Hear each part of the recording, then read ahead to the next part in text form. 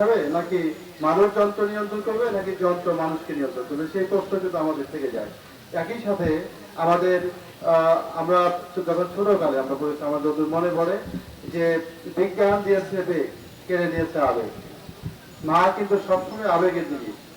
মা আমাদের সবসময় মরণে মস্তিষ্কে আমাদের অন্তরে থাকে।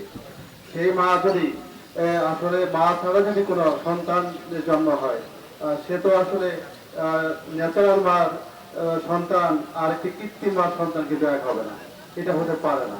সেই জিনিসটি আসলে আবেগ, আবেগের দৃষ্টিকোণ থেকে, বৈজ্ঞানিক দৃষ্টিকোণ থেকে আসলে একটি পর্যায়ে ব্যাখ্যা করার চেষ্টা করেছেন এই কৃত্রিমা সায়েন্স ফিকশনে। আমি লেখককে ধন্যবাদ জানাই। তার যে একটি ভিশনারি পাওয়ার, অর্থাৎ ভবিষ্যতের ঘটনাকে সামনে তুলে আনা, এটি কিন্তু একজন লেখকের বড় পরিচয়।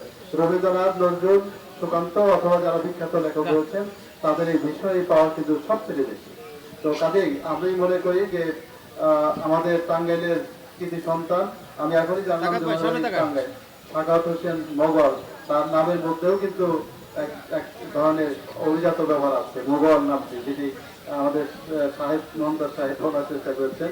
আমি লেখককে আবারও ধন্যবাদ জানাই। আর আপনারা যারা শুনছেন অথবা এই বইমেলায় বই কিনতে এসেছেন, আপনারা বইটি কিনবেন, পড়বেন এবং নিজেদেরকে একটা বই বিজ্ঞানের সাথে পরিচিত করে তুলবেন। আগামীর বিশ্ব কেমন হবে সেটি সম্পর্কে একটু ধারণা হয়তো আমরা পাবো। আপনাদের সবার প্রতি ভালোবাসা রইল। কৃত্রিম বুদ্ধিমত্তার সাথে আমরা কাজ করবো ঠিকই, কিন্তু প্রকৃতিগত যে উপাদান সেটি থেকে যাতে আমরা বিচ্যুত না হই, সেই আহ্বান রেখে আবারও আপনাদেরকে শুভেচ্ছা জানাচ্ছি। আল্লাহ হাফেজ।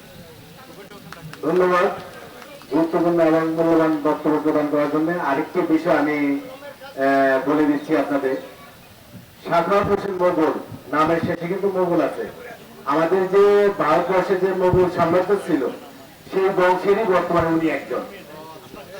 হ্যাঁ, নামের শুধু নাম মোগল নয়, কামেও মোগল।